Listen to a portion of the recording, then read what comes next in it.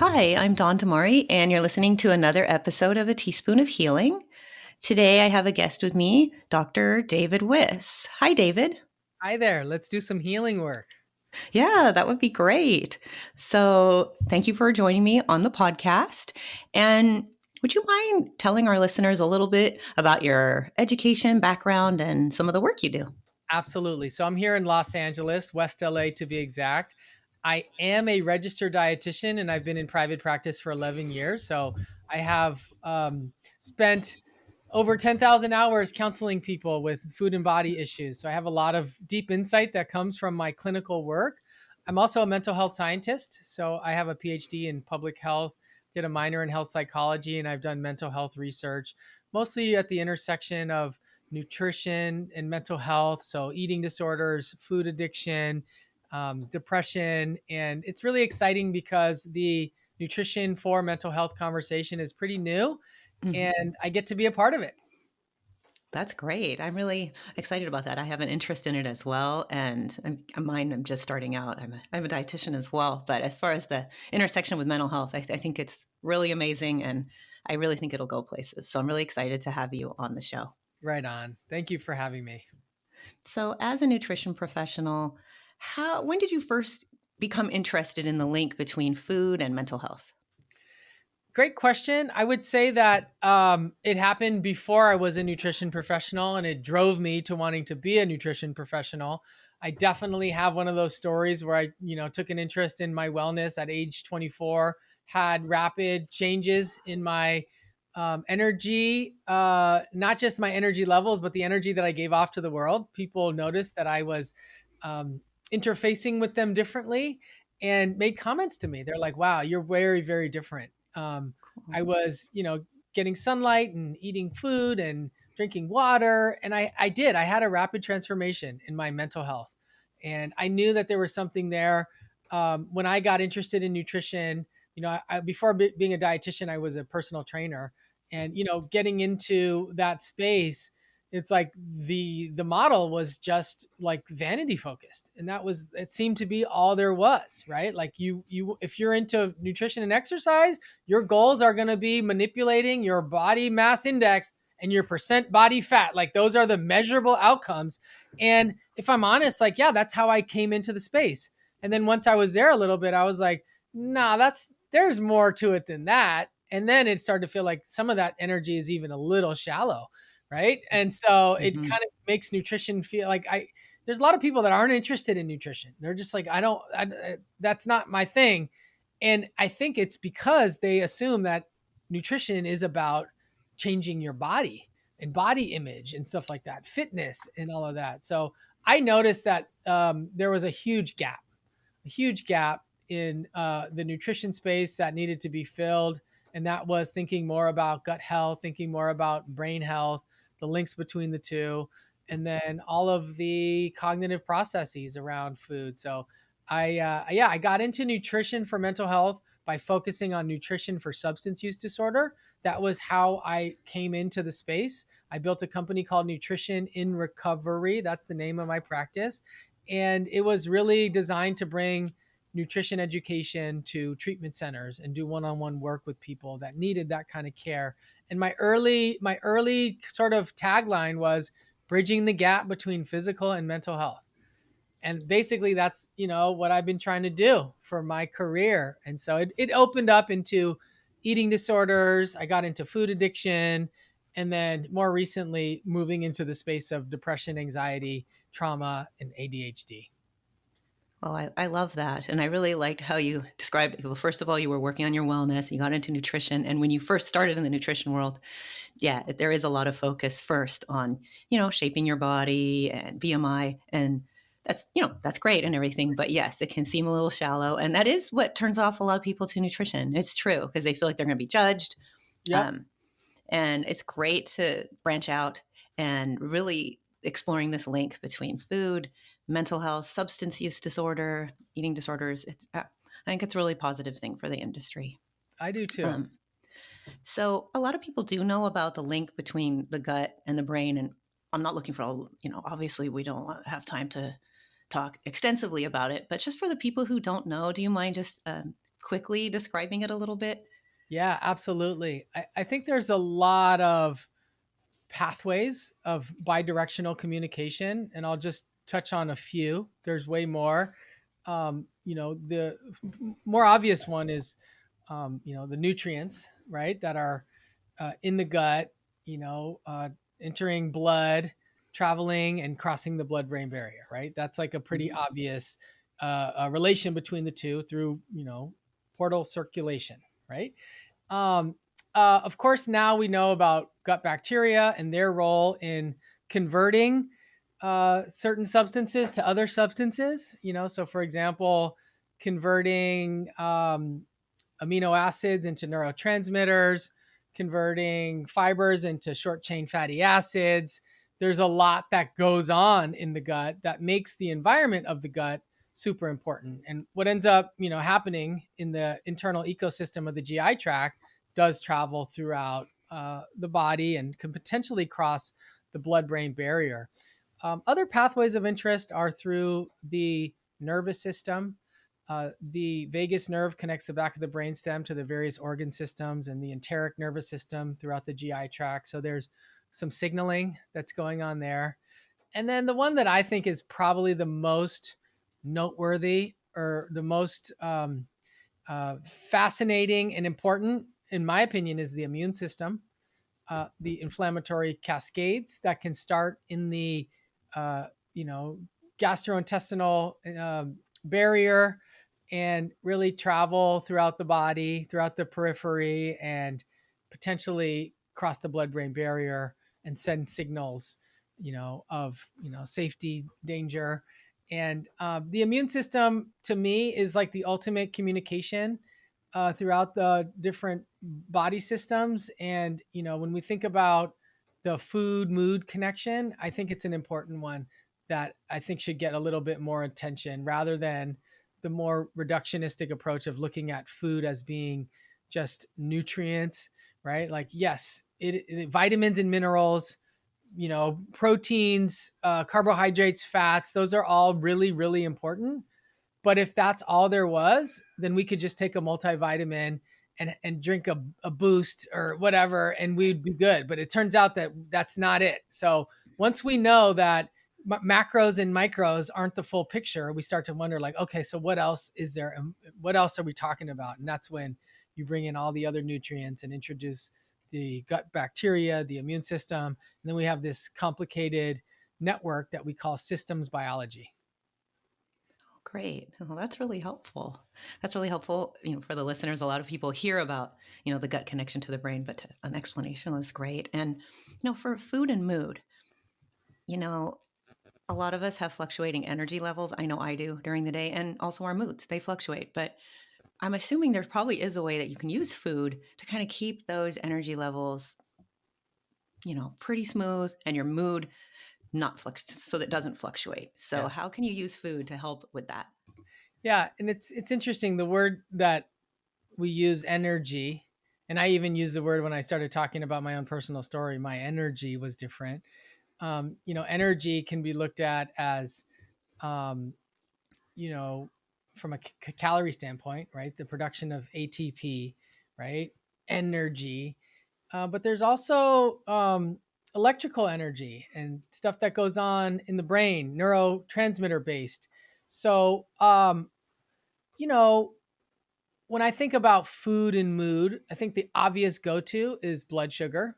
Mm. That seems to be like the first place that someone would sort of, you can monitor, right? Is that, yeah, of course, erratic blood sugar levels, spikes and dips are going to affect your brain and affect your mood, right? And so a Mhm. pretty obvious solution there would be to eat, balanced meals, carbohydrates, protein, fat, spread them out throughout the day, have the carbohydrates be low glycemic, right? Mhm. Like eating actual, not just whole grains, but intact grains, right? That have a slow release of carbohydrates and a matrix of fiber.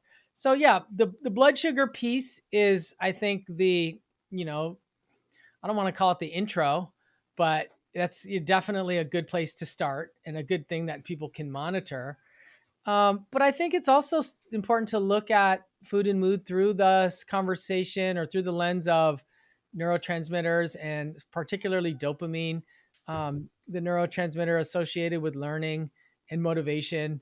It is going to be true for some people, probably for some people more than others, that overactivating the dopamine system can make it very difficult to have good mood, right? Because you're stimulating this reward pathway. Okay. And so I think that looking at food more than just as calories and thinking about it as complex information that you send to your gut and to your brain can bring in a lot of these additional variables. So just to clarify, if food is highly dopaminergic, it's highly stimulating to that, those regions of the brain, the mesolimbic dopaminergic projections, and it feels addiction like, it's going to be really hard to like concentrate, focus, and to feel general peace, right? So I've become very interested in this sort of model of um, reward based eating, and to also think about eating, less stimulating food, not plain boring food. I'm not talking about plain boring food. Just not food that's been engineered by the industry for maximum profit, because that can also really make it difficult to feel calm and your immune system's working because it doesn't know what to do with some of those foods, and blood sugar's erratic. And I guess in summary, I think this is going to be super obvious, but I'm going to say it anyways. What we eat matters. It does. It matters. It's not just calories. Oh, definitely. Definitely matters. And now, if somebody is experiencing brain fog, that's a kind of a similar, because it ties along with what you were talking about. So, if somebody is experiencing brain fog, how can they use food to help with that and be able to think more clearly? Yeah, I think the generic answer is trying to move toward higher fiber, minimally processed foods, right? Compared Hmm. to convenience foods, snack foods.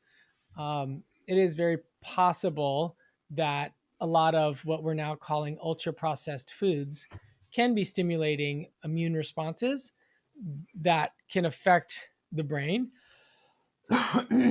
um, but to add more nuance, we also know that everyone's a little bit different, and each person could have foods that are being recognized as foreign or reactive by the immune system. So these are the cases when we might need to do some actual lab testing, whether it be a food sensitivity test, and I know how controversial those are.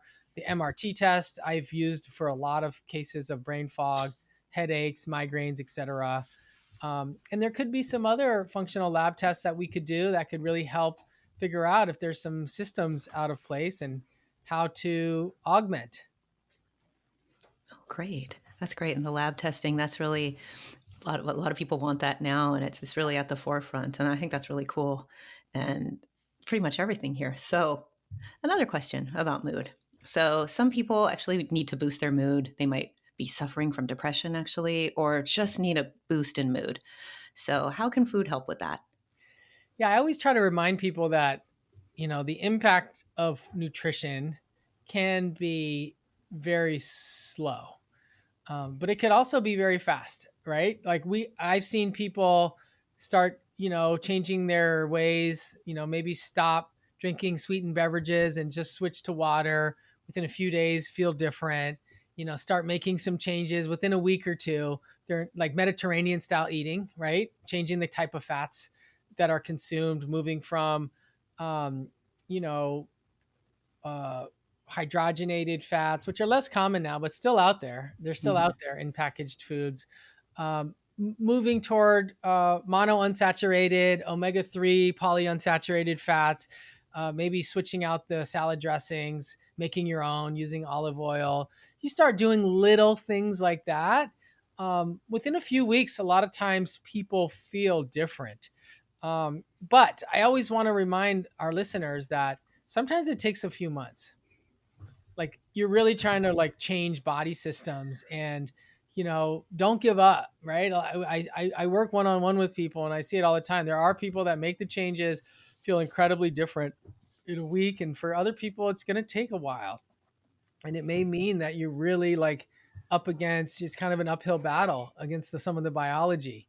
One of the things that I see a lot is like, yeah, we recommend eating more fiber from beans and whole grains and nuts and seeds and vegetables, but if someone's, stomach isn't ready for that, they're not quite fiber friendly, like we might have to move much slower.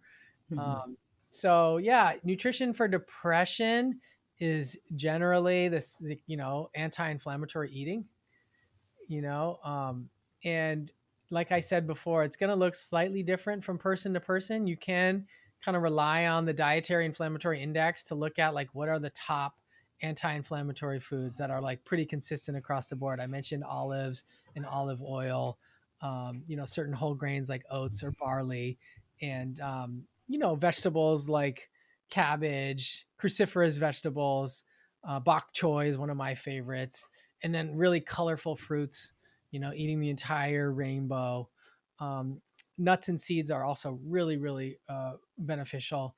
And then a lot of times people forget about the herbs and spices, because they're not calories or macros. But, in my house, I've always got the Italian parsley and sometimes the cilantro. And I just put that in volume in food, and it really does Mhm. have a lot of anti-inflammatory bang for buck. I like that. So it has anti-inflammatory bang for buck to use this herbs and spices, and also I would assume it will help people who, are trying to eat more vegetables, but they find them bland. But if you use these herbs and spices, it can really make them tasty, maybe more palatable to people And I who always have also like trouble. to remind people that sometimes you got to throw some of those spices away because they've been there for too long. Just Oh, okay. get the new one. It's been there for 2 years and it's only Yeah. half. It's like, yeah, I know we don't like throwing things away, but get a new one. It's not super expensive. And if you can get the fresh herbs, the Okay. parsley, cilantros, the dill, it's a tough sell because they go bad in the fridge. You got to really move through it quickly. So with Wise Mind Nutrition, I organized recipes by herb, so that if Oh, someone like cool. were to buy, um, like a big thing of cilantro, you could get recipes that have cilantro and just use cilantro. Have a cilantro week, and then have a parsley week, and then move on to a basil week. That way, it doesn't feel like you're having food go to waste. Oh, that's great. That's a really good point. To the fresh herbs are great, and I really liked how you mentioned too to get rid of some of those old spices. I know in the cabinet there's some we don't use a lot, like maybe just during the holidays or something, and you just kind of save them. Right. I got to go look through my spice Yeah. collection and look at that. But I really liked how you mentioned, using the fresh herbs that are in the refrigerator and using your Wise Mind nutrition app. So that's an app that you launched. Would you mind talking a little bit about that and how can that help people that I guess it sounds like it helps both mental health and physical health? Yeah, I really built it to advance the conversation around nutrition and lifestyle for mental health. So it is designed to help people that have symptoms of depression, anxiety, trauma, ADHD, disordered eating, substance use disorder. And it is designed to be super supportive and gentle and a little different than the nutrition messaging that's out there. So it's not super quantitative. I built it to be qualitative, which means you're thinking more about food groups, thinking more about hunger scores, fullness scores. And this could be for someone that's done the MyFitnessPal thing for a while. They've done the calorie Mhm. thing and it just feels a little pass fail. It feels a little punitive. It feels a little difficult. And they're ready to start eating for mood and brain health. The Wise Mind Nutrition app is there for you. It's for the person that has some mental health issues or some gut health issues and knows that their nutrition could be better, but doesn't want to take a dieting approach and wants to take a more non-dieting approach. Wise Mind Nutrition is there. It's for the person that wants to log their food and learn more about their patterns. One of the coolest parts about the app is that, once you come in, you set some intentions, and these are intentions that each individual sets for themselves. There's some prompts, there's some suggestions, but say you want to come in and work on your protein intake or your water intake, or make sure you take your supplements or eat the full uh, color spectrum, eat the rainbow every day. Someone can set those intentions, start logging their food qualitatively, and then at the end of each day, there is a nightly review where you can look back at your day, look at your intentions, and the food log is just one part of the app. The main feature is the program, which has personalized messaging based on mental health score. So if someone screens positive for depression, for example, they'll get some specific messages, and it is designed to improve those symptoms over time. So there's 43 modules. The first 9 are free. The food log is free. You can connect to one other person, whether it be a provider, friend, family, coach, for free. A lot of free features. So I recommend checking it out, logging a meal, watching some videos, seeing if you like it. We don't ask for any credit cards or upfront or anything like that. It's just like use the free app, share your progress with someone. If you love it, dive deep into the program. The program is when it really starts.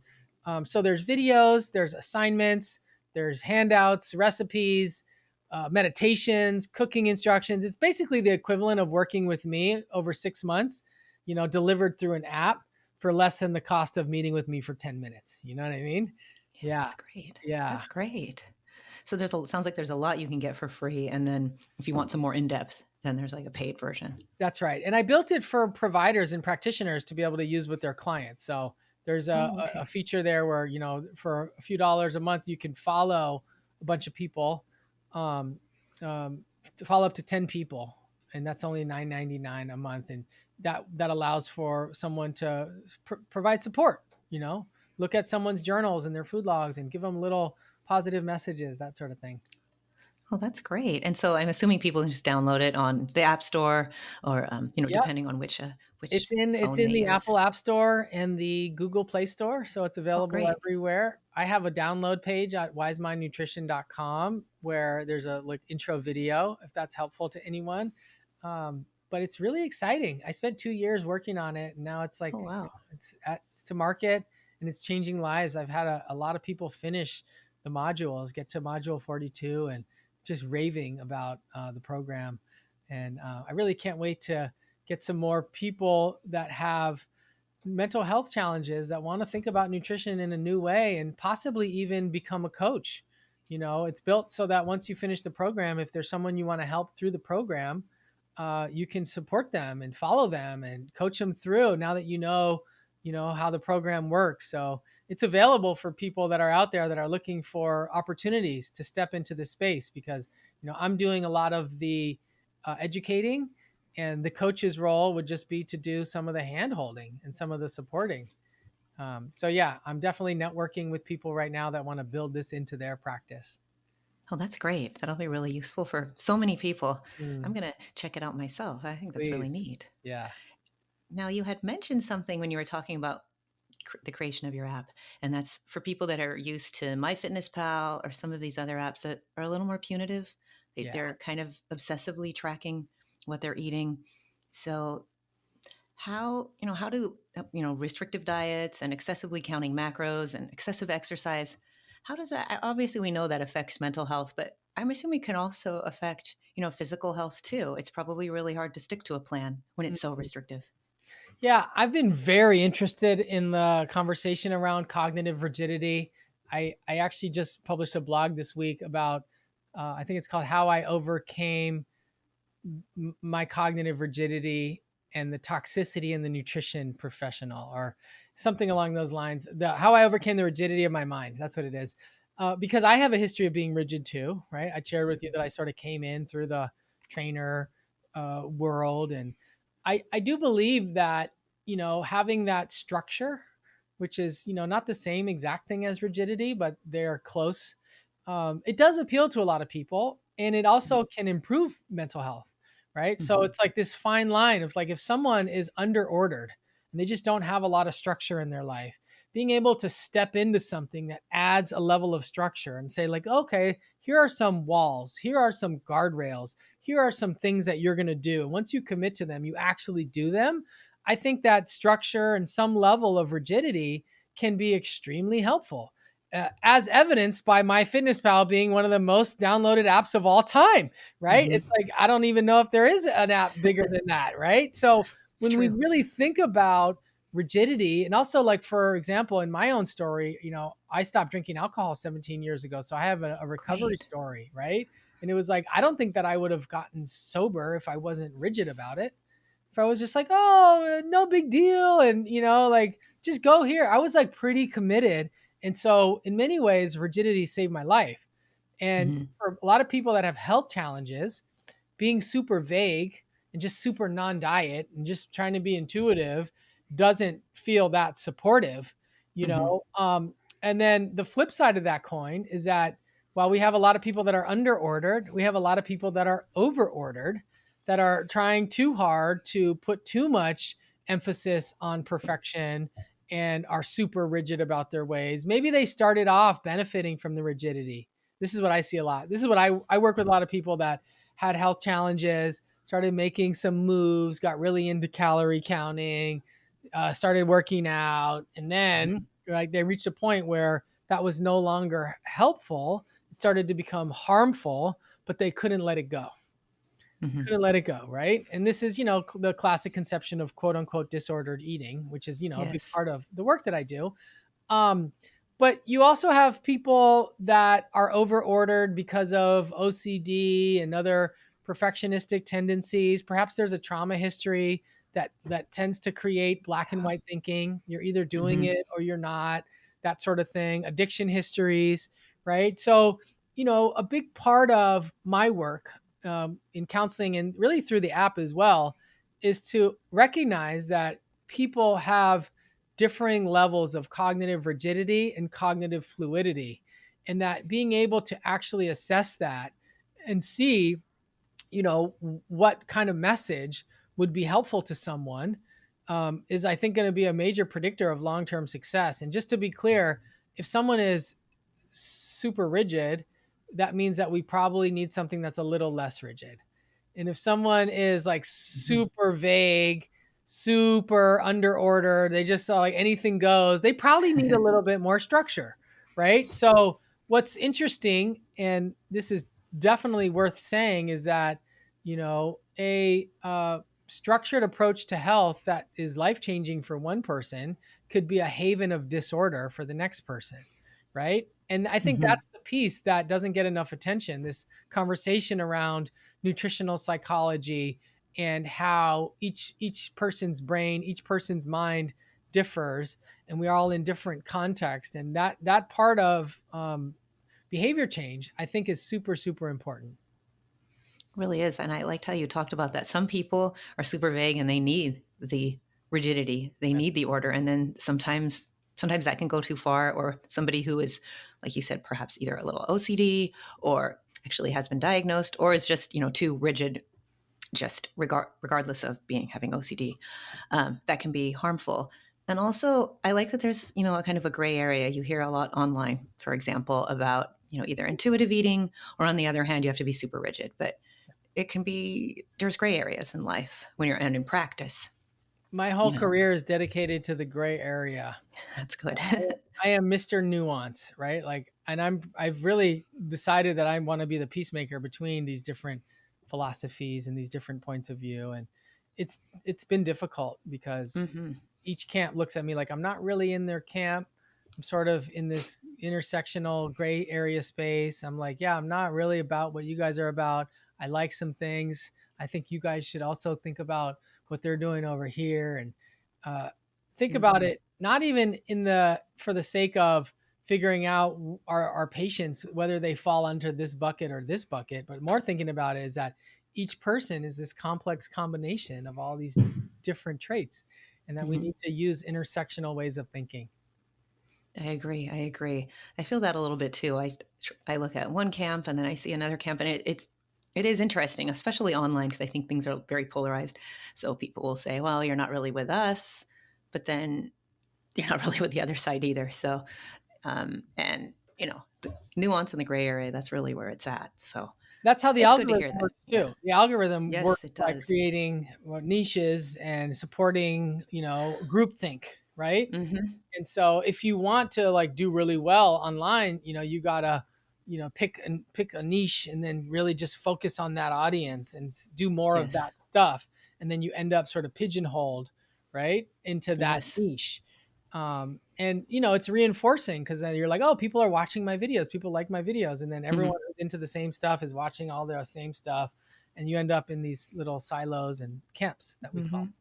And it's Yes, toxic. It's toxic in nutrition. it is. Yeah, It is. I actually think it is. It is it's very. because we're all just trying to help ourselves and help people That's get right. healthier, and just working together would be better. That's right. Let's hope it'll change a little.